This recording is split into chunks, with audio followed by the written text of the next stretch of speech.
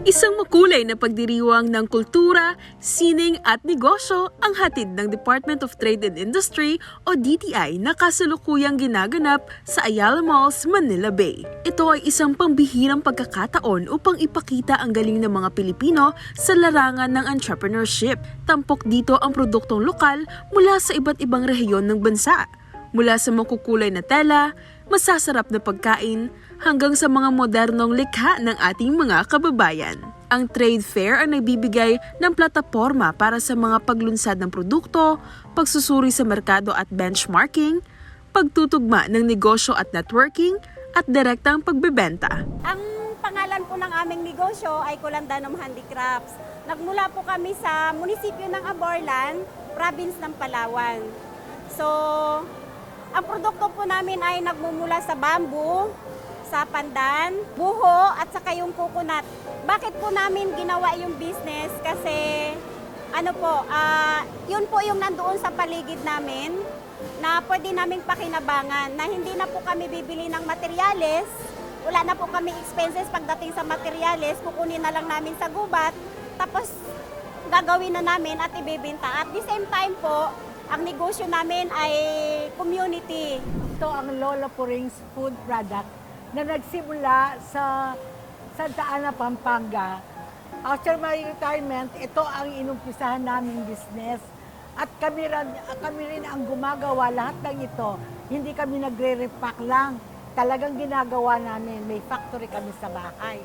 Kaya mayroon kaming iba't ibang products gaya ng cashew nuts, mixed nuts, at saka greaseless peanuts, cornic, mga cookies, uraro at saka sampalok o tamarind candy. Meron din naman kaming mga salted eggs. Ang Sweet Style Beadworks po, kaya po nabuo yung pangalan na yon kasi nagsimula yon doon sa family namin na sweet kasi ang family namin actually po. Kaya po yun ang ginagawa ko kasi masaya. Iyon po ang talagang hilig ko. At na ilalabas ko doon yung mga designs na gusto ko, yung iba-ibang bato, katulad ng gemstone, mga mother of pearl, wood, shell. Nakikreate ko po yun ng may magandang hitsura at one of a kind. Ito po yung aming napiling negosyo dahil kilala din naman po ang mga Maranao bilang artisans na gumagawa ng mga wood carvings. Siyempre po, ang mga materialis na ito ay galing din naman po sa lugar namin, Tugaya, Lanao del Sur. Kaya ito po yung aming mga ginagawa. Lagi po kaming sumasali sa DTI because para po mas lalong makilala yung local product from Mindanao po. Bali yung father ko po is laging sumasali sa seminar ng DTI. Kaya po, yun, natuto po siya lalo sa sa business namin na mas lalong makilala pa.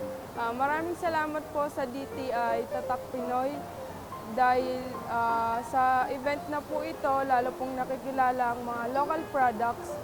And sana po magpatuloy pa po ito dahil malaking tulong po ito sa amin. Punta po kayo dito sa Ayala Malls, Manila Bay hanggang December 22 po para makapamili na po kayo ng iba-ibang local products po. Magpapatuloy ang trade fair na ito ng Department of Trade and Industry dito sa Filipino Village sa Level 2 ng Ayala Malls by the Bay. Hanggang December 22, kaya't inaanyayahan ng lahat na dumalo at sama-sama nating suportahan ang mga produktong lokal na sabay-sabay na magtagumpay.